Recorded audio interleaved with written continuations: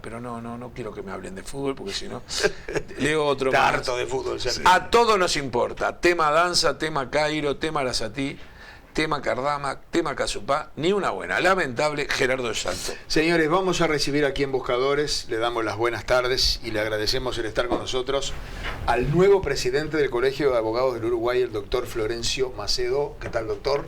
Hola, Gracias por venir, gracias por estar. Buenas tardes, es un placer estar con profesionales como ustedes. ¡Opa! Empezamos con un piropo. Bueno, yo no sé como abogado, ¿qué puedo decir? ¿Es bueno? ¿No es bueno? Se defiende, supongo. Si no, no lo hubieran votado. No, bueno, calculo que es un gran honor haber sido elegido por los colegas para desempeñar esta función y una gran responsabilidad. Con una mayoría, además, importante, ¿no? Una buena mayoría, sí. Es Se mantuvo de otras elecciones. Claro. ¿Cuáles son los principales puntos en la ruta del Colegio de Abogados? Bueno, el Colegio de Abogados es un gremio que incluye a todos los abogados y la verdad es que trabajamos mucho y cooperando con todas las instituciones que hacen a la administración de justicia en el país y tratando de lograr un mejor sistema de justicia, que justo hace poco, hoy estaba leyendo unos rankings que surgieron. Estamos muy bien conceptuados a nivel de ranking de administración de justicia. La que está, digamos, en peor lugar es la justicia penal, que es un poco mi métier, digamos, pero en general, por suerte, tenemos un sistema en la región de los mejores considerados. Eso le iba a preguntar, es un ranking regional. Sí, hoy un profesor, Santiago Pereira Campos, estuvo publicando en redes sociales esos rankings, que se mantienen además, no es una novedad, digamos, en general hemos estado siempre bien rankeados. ¿Y cuál es el problema de la justicia penal? Desde el punto de vista de un abogado penalista. Bueno, la justicia penal ha dado unos cambios realmente paradigmáticos, ¿no? En lo que tiene que ver con la forma procesal en que se han resuelto los problemas. En noviembre del 2017 cambió el proceso, un proceso que era de características inquisitivas, como su nombre lo menciona, a un proceso de tipo acusatorio, donde hay dos partes y el juez de forma objetiva resuelve. Esto se tenía que cambiar porque internacionalmente ya estábamos siendo observados por los tribunales internacionales. Y bueno, ese cambio fue un cambio en democracia, de los cambios más grandes que han tenido las estructuras a nivel administrativo, pues es un cambio de poder. Que fue el cambio del código, ¿no? El código del proceso penal. El cambio del código del proceso penal. Y lamentablemente también habría que revisar el código penal, que es el que está vigente desde 1934, ¿no? Y que la verdad habría que también ayornarlo más allá de reformas puntuales que se han hecho. Me permite, por un tema estratégico que vamos a incorporar a Canal 5, que se viene a transmitir junto a nosotros, vamos a pedirle a nuestros productores que nos recuerden qué es lo que nos está ofreciendo la Intendencia de Canelones, y a la vuelta seguimos hablando con el doctor Macedo. Nunca fue tan fácil ponerse al día con la contribución inmobiliaria en Canelones. Convenios sin multas ni recargos y hasta en 60 cuotas según el padrón. Desde agosto, un plan pensado para que todas las personas puedan acceder. Agéndate por el 1828 o ingresa en imcanelones.gov.uy para más información. Esta es tu oportunidad de ponerte al día. Canelones avanza con la gente.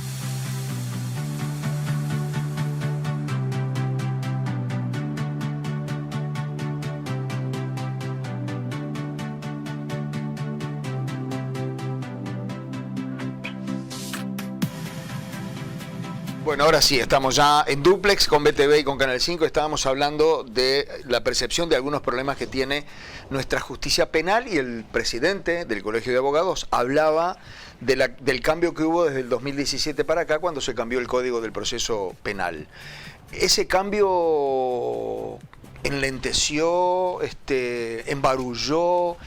¿Cómo actuó en el proceso penal, doctor? Porque se nos vendió como un adelanto en aquel momento. Era un cambio absolutamente necesario, una cuestión de garantías y de estructuras. El anterior código tenía una estructura inquisitiva, claro. Este es acusatorio, y yo creo que no, que en todo caso dinamizó la Administración de Justicia Penal. Se estuvo trabajando mucho en ese cambio de proceso, después se le hicieron muchas reformas casi que al grito, diría yo, porque fue un cambio realmente paradigmático, como Sí, sí. estábamos diciendo, y esos cambios que se le realizaron seguramente no fueron los mejores, y hasta el día de hoy el Colegio de Abogados tiene un proyecto de reforma que tiene estado parlamentario para asegurar y resolver algunas cuestiones muy básicas. Tenemos un código que no tiene plazo, se quedó sin plazo de investigación.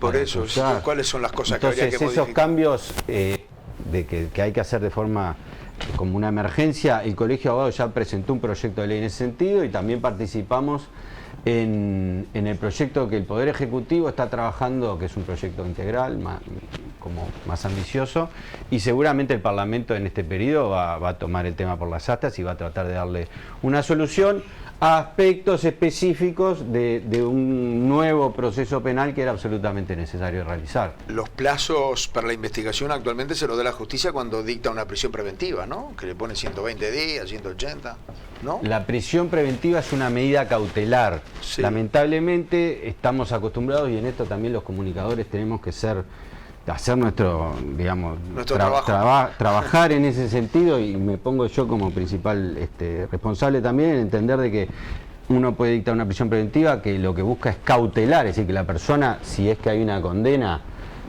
cumpla su castigo, que no interfiera en la investigación, pero la persona es absolutamente inocente.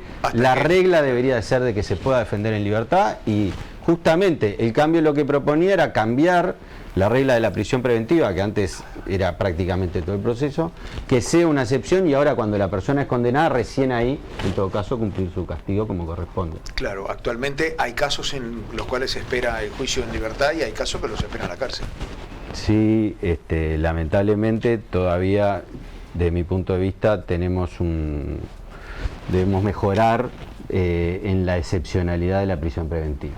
Que también es difícil, porque además yo también soy investigador, profesor adjunto de la Facultad de Derecho de la Universidad de la República, del Instituto de Derecho Penal, y investigamos en este tema del tema de los acuerdos de proceso abreviado. Claro.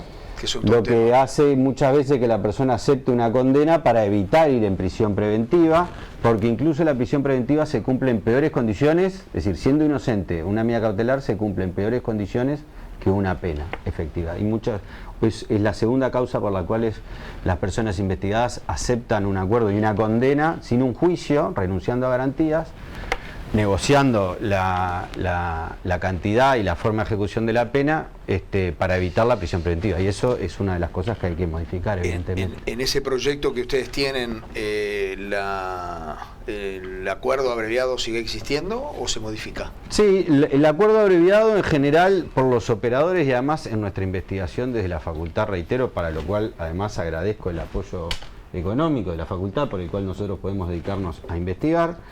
El acuerdo abreviado no es mal visto. Subía escrito. Lo que importa es la Subía, calidad. no lo puede Lo ni que ver. importa es la calidad del acuerdo. Y dentro de los acuerdos, su gran mayoría es un buen acuerdo porque logra varias cuestiones. Hay un porcentaje que hay que tener muy en cuenta de situaciones donde el acuerdo quizás no sería la mejor forma de resolverlo.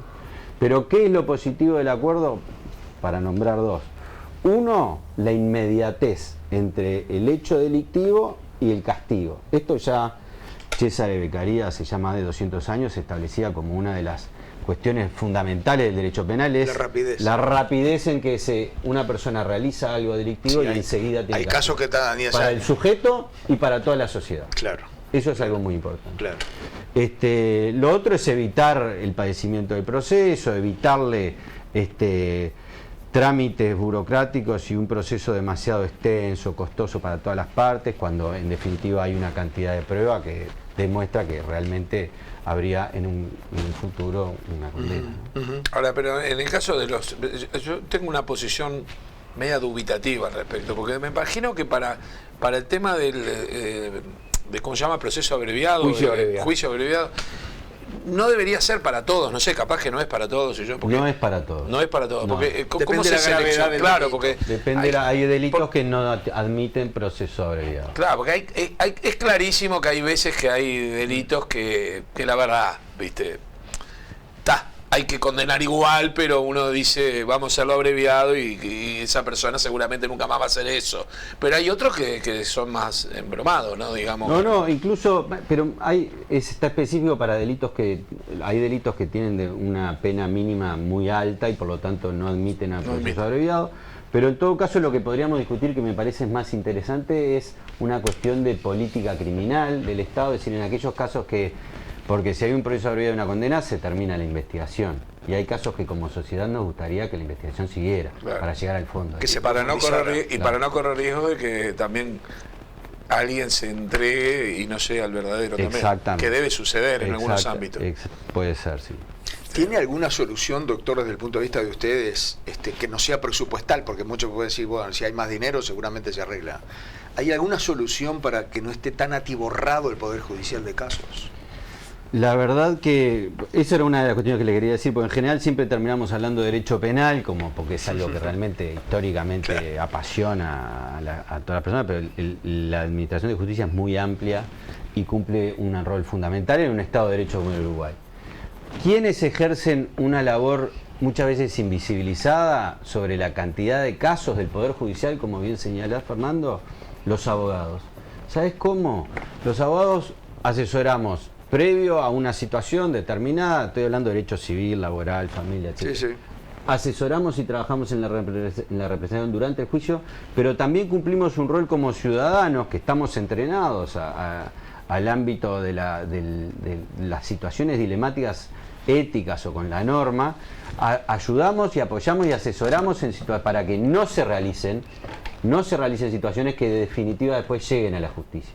Y con eso, ese trabajo que queda invisibilizado muchas veces, que es muy importante los abogados, lograría, cuanto mejor lo podamos hacer, y obviamente hay que reconocerlo, lograría sacar la justicia de esa cantidad de casos, logrando un mejor acceso a la justicia. Claro. Para todos. Sí. A nosotros nos tocó participar de un caso donde al final el juez reprendió al abogado por haber patrocinado algo que en definitiva no tenía necesidad de llegar a los estrados judiciales. Bueno, ahí tenés. Por eso me parecía que estaba buena esa aclaración, porque es verdad, cada vez que un abogado evita que se llegue a eso, le estás sacando...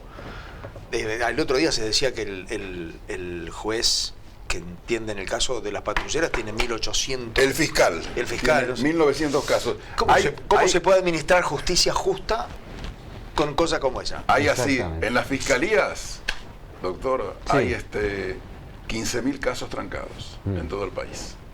Yo no sé cuál es el sistema, no sé si usted sabe, cuando un fiscal tiene 1900 casos, viene un caso nuevo, ¿qué hace el fiscal? ¿De cuál caso se ocupa? Porque de los 1900 no se puede ocupar. ¿Sabe por qué sabemos esos datos? Sí. Porque el nuevo proceso penal estableció gran transparencia de las denuncias y de todos los trámites. Antes, en el sistema anterior inquisitivo, esos números, esos datos que iban al juez, no se tenían. Hoy los tenemos. No es que aumentaron exponencialmente. Es que se saben. Es que se saben. Es que en tiempo real, porque además eso se acompañó de una reforma informática de los sistemas.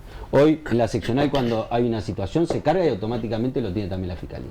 Entonces hoy, con esos datos, podemos trabajar sobre eso. Eso ha sido un gran avance. ¿Se avanza con 1900 casos trancados? No, yo lo que le preguntaba es cómo prioriza. El hombre tiene 1900 casos. Le recibió el caso Caralama. ¿A cuál caso le pone más atención?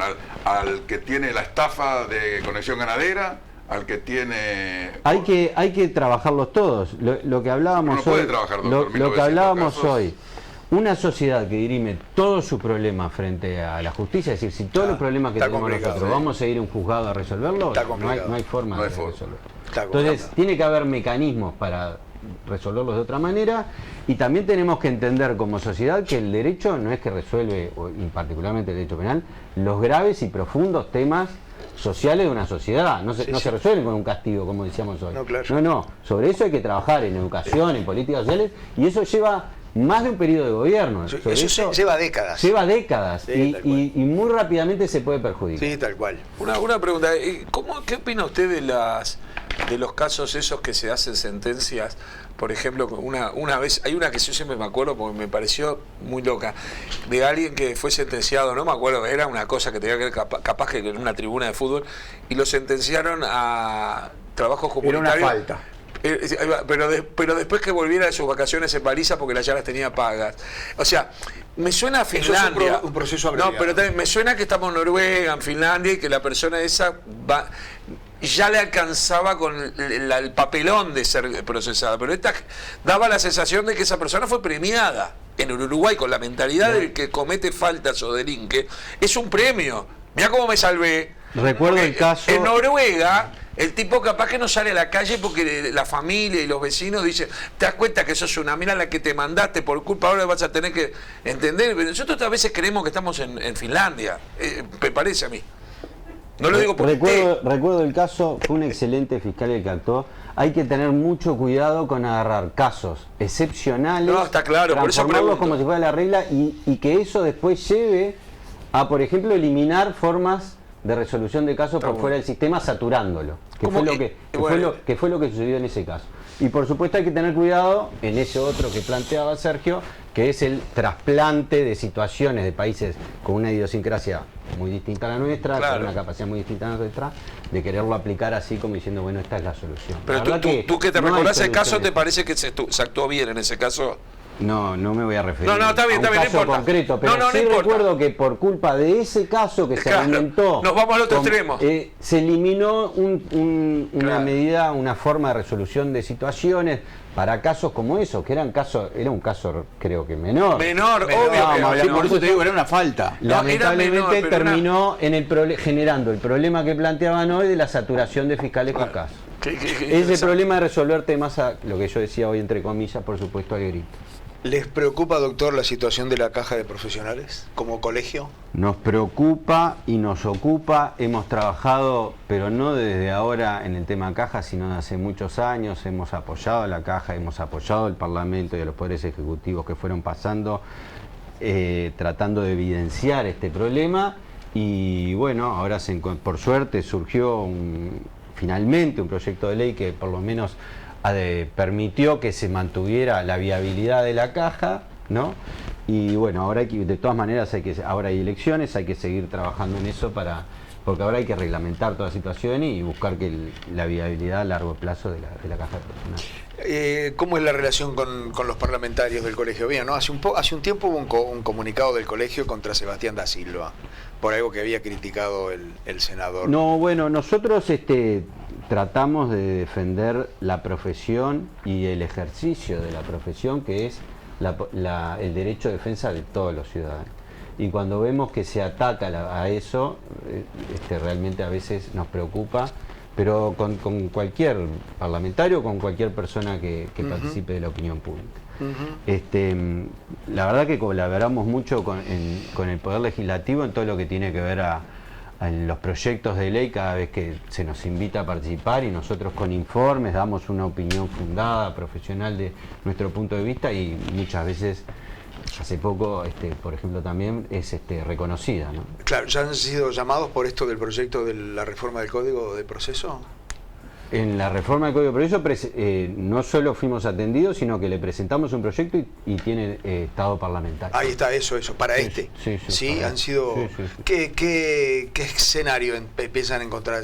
¿Entienden que puede ser aprobado, que puede ser...? Bueno. Porque una cosa es que el Parlamento se haga, como decía hoy usted, se haga le hinque el diente, ¿no? Y otra cosa es que prospere. No, yo creo que respecto de esto, todos los operadores que estamos trabajando en esto, sabemos que se necesitan reformas, y de hecho también participamos en el proyecto de Poder Ejecutivo, donde estuvieron representadas la Fiscalía General de la Nación, distintos ministerios, la Defensa Pública, y logramos un amplio consenso en la inmensa mayoría del articulado. Recién decía, cuando comenzábamos la charla, que de alguna manera el proceso uruguayo, la justicia uruguaya, se puede destacar. ¿Qué habría que cambiar para que sea el sistema judicial uruguayo mejor, algo mejor o bastante mejor?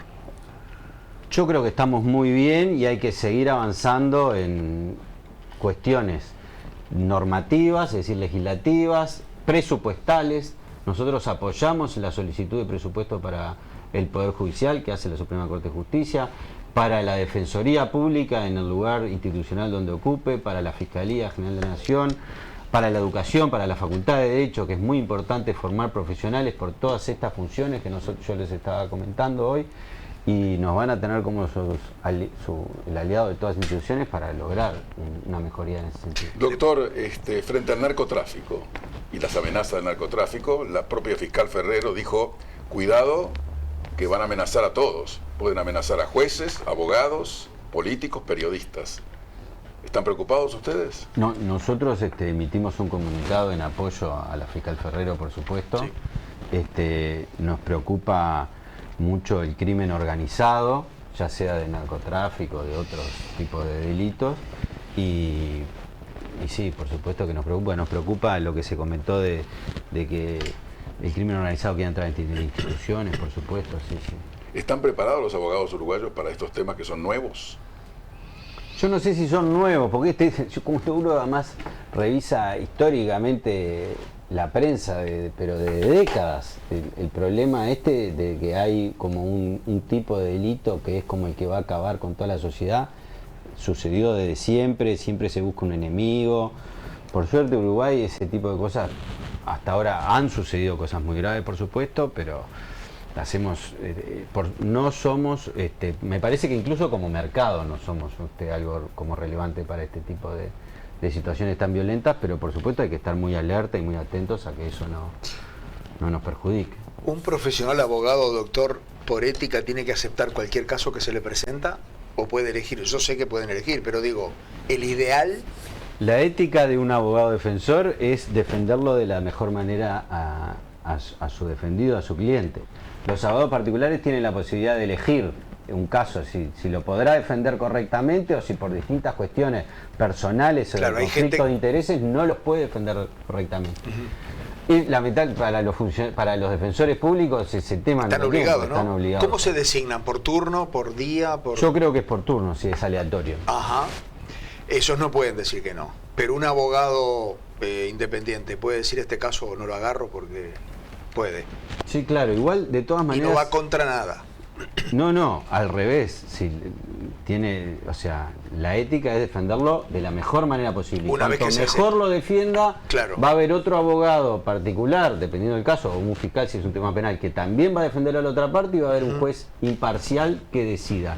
Y esa es la forma, eso es el Estado de Derecho y la forma como nos hemos organizado para resolver esos conflictos que llegan a la pregunto, porque uno escucha muy a menudo y dice, ¿cómo va a defender? Este lo defiende tal, ¿cómo lo va a defender? ¿Cómo va a defender esto? Y sí, es abogado. Bueno, siempre igual hay que tener mucho cuidado cuando uno defiende a una persona en general, porque tendemos a eso de querer individualizar al responsable rápidamente. El que sale en la tele es el responsable, al que se lo investiga ese es el responsable y ya todo el mundo lo sentenció y después quizás hasta lo absuelvan o no sigan, y para la gente en general todavía queda la Los medios de comunicación tenemos mucho que ver con eso. Entonces, para que haya un responsable tiene que haber una sentencia ejecutoriada. Y el abogado en general, mientras los defiende, en general no hay sentencia ejecutoriada.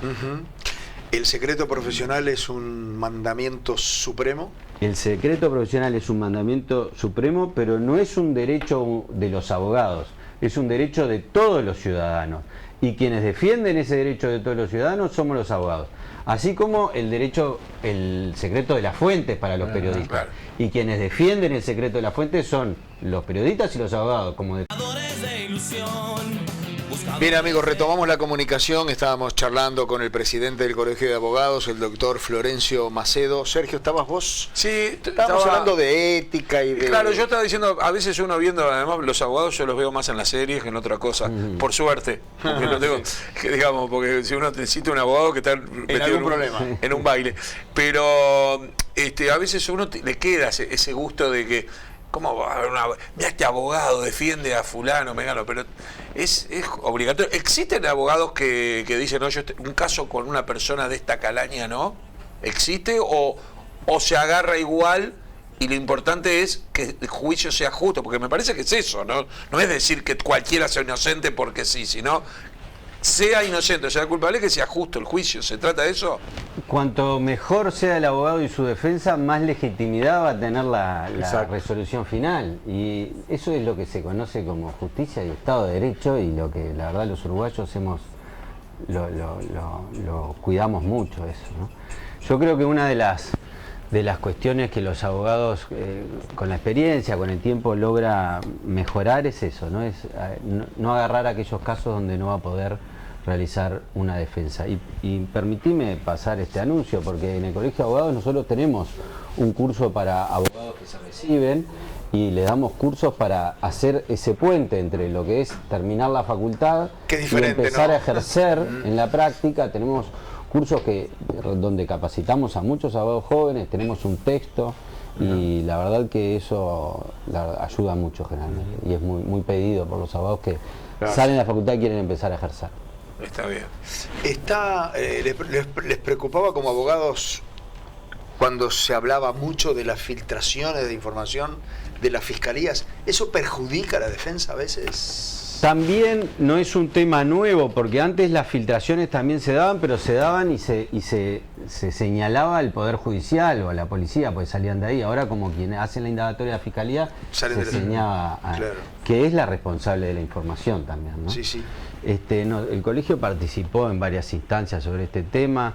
Es realmente el tema de los juicios paralelos es complejo, pero también hay un tema de realidades, ¿no? De medios de comunicación y tecnológicos que permiten, porque antes para obtener una prueba o una evidencia de un expediente en un juzgado, hoy sacás una foto, grabás, enseguida las redes sociales hacen hoy que cada ser humano es un periodista, un corresponsal, un informador. Sí, y eso es un tema de realidad. Es difícil que desde el derecho se pueda resolver algo. Lo que sí no estamos de acuerdo es con que la solución sea directa, como siempre decimos, bueno, no, entonces vamos a establecer un delito. Es criminalizar la conducta de los fiscales, criminalizar la conducta de los abogados. No hay que crear delitos, sino lo que hay que hacer es tratar de mejorar también tecnológicamente la reserva de esa información. Para ir terminando, doctor, hemos hablado un rato largo del Código de Proceso Penal. ¿El Código Penal está bien, está ayornado, hay que cambiarlo? El Código Penal es de 19... Lo redactó Irureta Goyena a pedido del Colegio de Abogados de la época y se aprobó en la dictadura de Terra, durante el periodo de dictadura de Terra, a tapa cerrada, fíjese usted. Enseguida tuvieron que hacerle algún cambio. Este es un código desde 1934, hay que ayornarlo, hay que mejorarlo. Hay un proyecto del profesor de la anterior legislatura que presentó, se le encargó al profesor Gastón Chávez, que es muy bueno. Nosotros también podríamos aportar en eso. Ya estamos haciendo la solicitud para que se encare esa modificación. Sí. La principal cambio que sería el tamaño de la pena, cómo se aplica, ¿cuál sería el yo creo que el principal cambio que habría que hacer? Los principales cambios creo que vienen en la parte general, ¿no? Es un tema de estructuras, de pasar de lo que era el causalismo del 1934, del auge de las ciencias sociales como un evento de las grandes reglas de la naturaleza. Entonces se buscaba la causa de algo. Centrarnos en decir, esto no se trata de la regla de la naturaleza, esto son ciencias sociales, hay que darle mucha relevancia a la interpretación, criterios estrictos de interpretación, imputación de responsabilidades y que eso nos brinde certeza jurídica, que es algo muy importante también, que todo ciudadano sepa cómo se resuelve un caso, cómo se debería resolver un caso frente a determinadas circunstancias. ¿Bambi? No, simplemente para el final, estamos ante casos como por ejemplo el de Conexión Ganadera, estafas a gran escala, con muchos millones de dólares. Hay que ser más severos con ese tipo de delito porque lo que a veces pasa es que hay un imputado, pero el dinero nunca aparece y de repente cumple 2 años de prisión, sale y el dinero y los afectados siguen estando y el dinero no aparece. Bueno, se ha dicho siempre que en derecho penal es una red paradojal en la cual se atrapa al pez chico y el pez grande. O sea, la verdad que es evidente que para lograr ese tipo de investigaciones se necesita presupuesto, se necesita capacitación. También yo entiendo de que no toda solución pasa por el aumento de penas. Tenemos penas que en realidad son muy grandes, tenemos mucha cantidad de presos, con lo cual eso de que la puerta giratoria es una falacia empírica. Se agarra mucha gente y mucha gente está mucho tiempo presa y no va a haber un cambio respecto a la cantidad de delitos, porque que se cometan delitos pasa por otra vía más que por el derecho. A mí me parece que lo importante en eso es tener claro de que no todo se resuelve por medio del derecho, y sí hay que tratar de profesionalizar de la mejor manera a quienes investigan y a quienes resuelven ese tipo de casos.